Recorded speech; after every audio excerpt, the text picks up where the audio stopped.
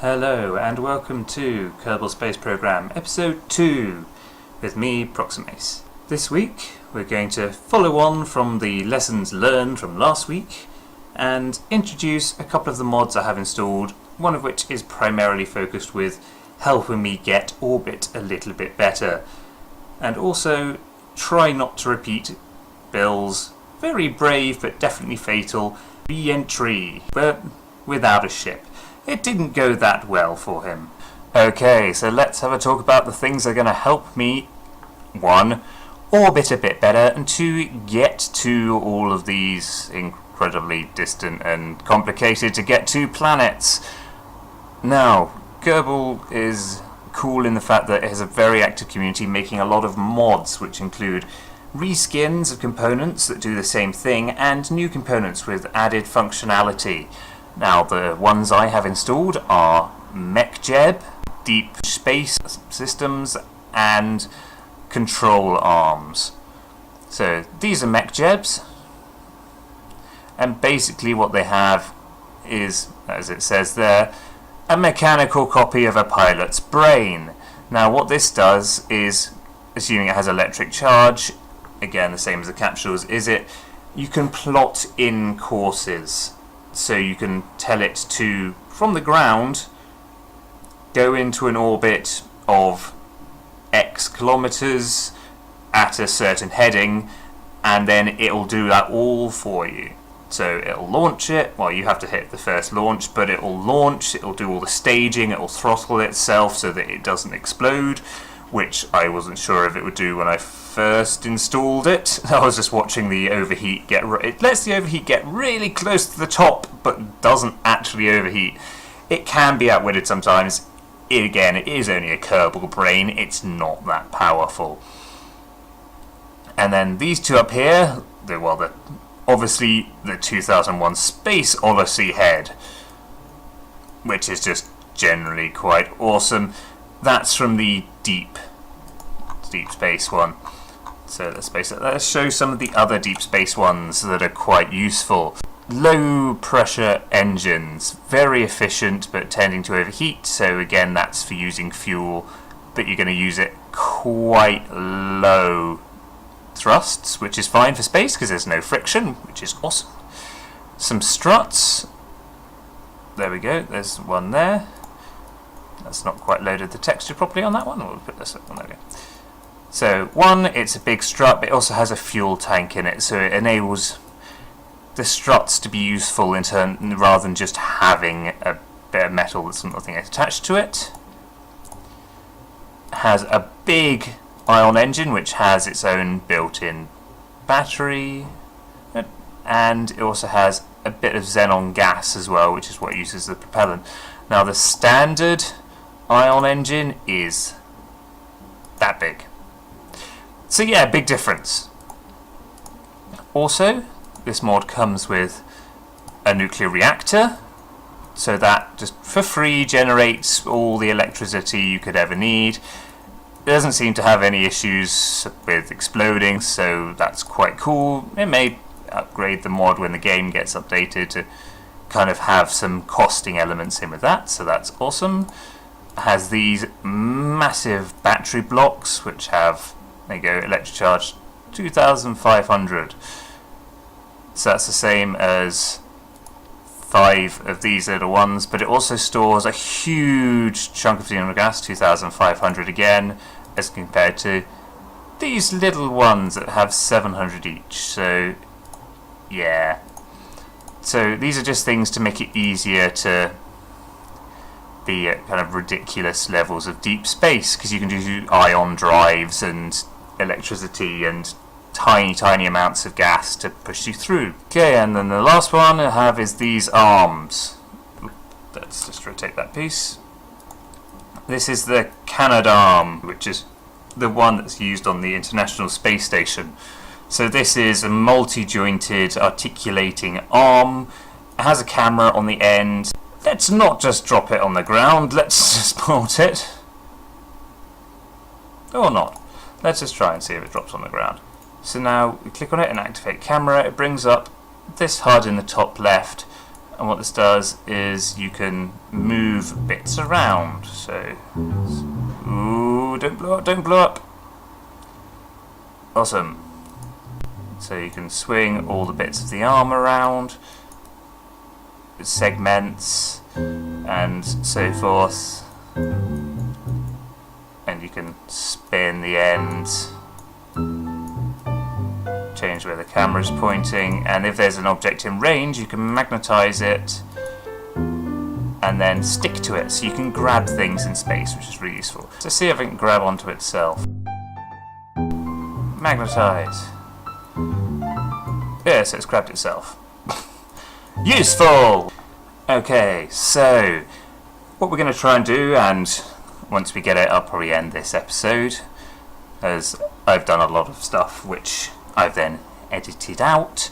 We're going to try and place a space station into orbit which has docking points which we can use to affix our other things, and then so we can slowly build up bits of our interplanetary spacecraft. So let's get started. I'm going to use the 2001 Space Odyssey thing because why not? And let's name this one the HMS. Wait, no, HMR, Her Majesty's Rocket Sparkle. Because it will. So there we go. So I'm going to add underneath that one of these ASAS modules to try and keep it stable when it's in space. And then I'm going to add, let's on this one bring up the nuclear reactor and a battery pack and the ion engine. So this will kind of be our main bit, so we can kind of fly the whole thing around. That seems reasonable, kind of. Right, so what we're also going to need is some struts to kind of so we don't try and dock right next to the very dangerous nuclear reactor. So we'll poke that one there, and let's stick some struts onto it.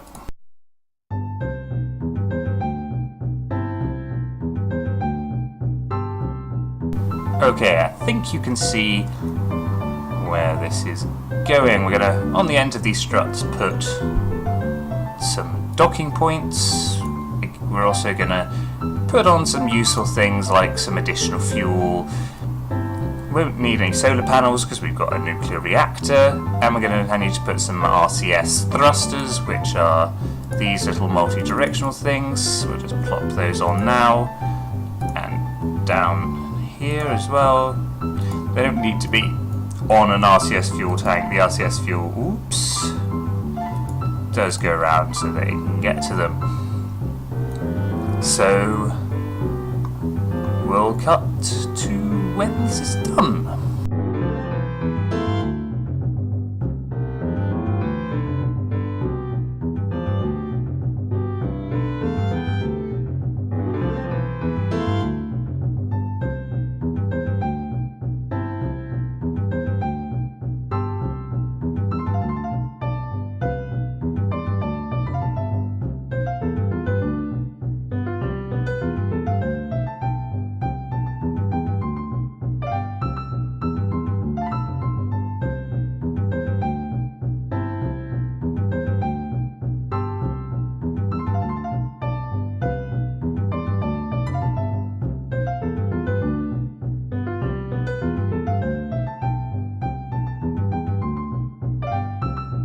What the hell am I doing? If this gets to space, it will be a effing miracle. But let's keep on going and see what happens, because I'm sure you'd probably like to see it crash more than actually succeed, because, to be fair, I do too. But, oh my life. Oh, this is gonna take forever. Jump cut again! arsing. Yeah, this happens.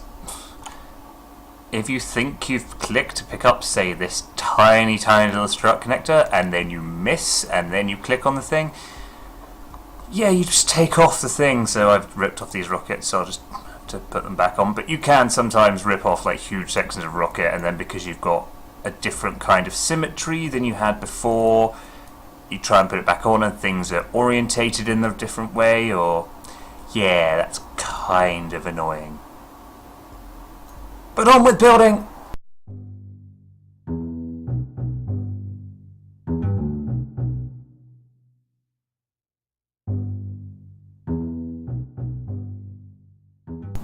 For years the Kerbal scientists have worked and they have produced this, the HMS Sparkle, that's it.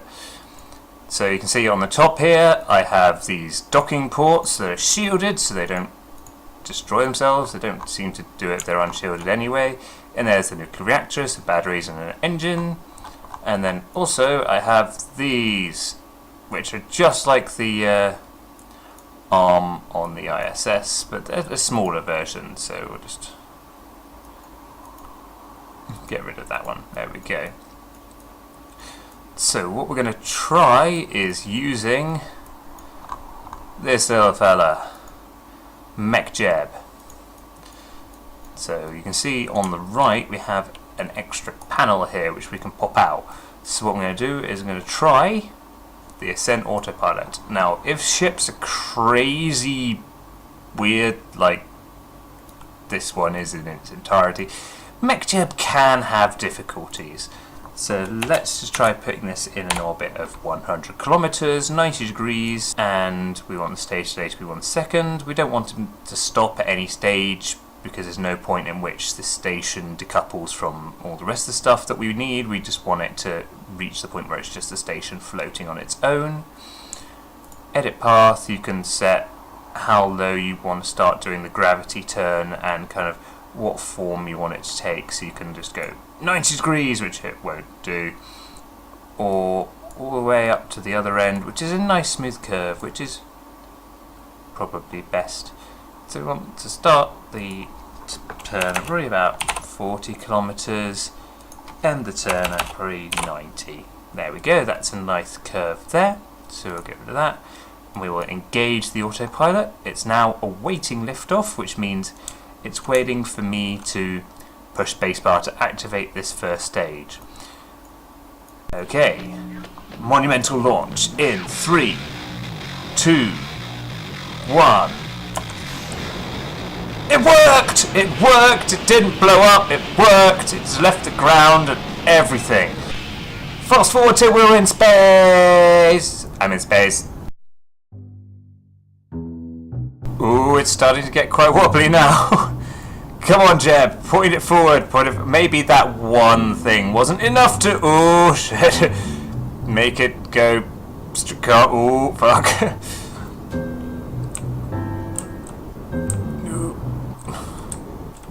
I'm just putting in some of my own control movements. Try and just get us pointing back up into the sky again. Fuck. Yes, go from there. Oh, we're running out of fuel as well. Oh dear. Ooh, lag. Ooh. That moment is always worrying when it tries to calculate all the physics of all the detaching things. When you tend to get a freeze like that, if it's just flying and there's no sectioning going on, it generally means something's about to break and blow everything up. But it hasn't blown up, but I'm not sure whether we're going to get to space. Let's find out. Oh, we're in a flat spin. We're in a flat spin. This is not good. This is not good.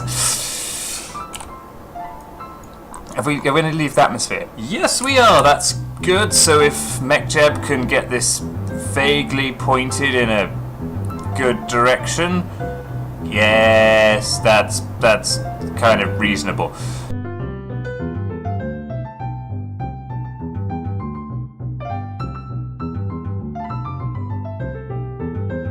So now, MechJeb has reached the apoapsis and is now trying to circularize the orbit. So let's see how good a job he's doing.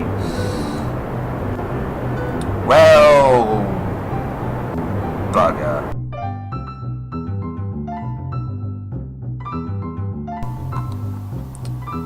Okay, and this is why you don't always trust MechJeb.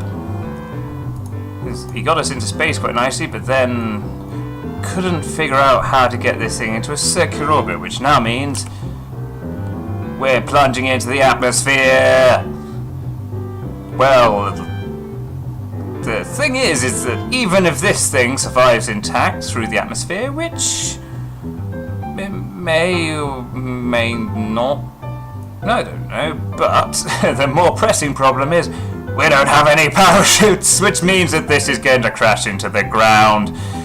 And unfortunately, Sam Cott, Nubbles, and Greg Stead-Kerbin are all going to die in the name of scientific progress and exploration, of course. Okay, and 3, 2, 1.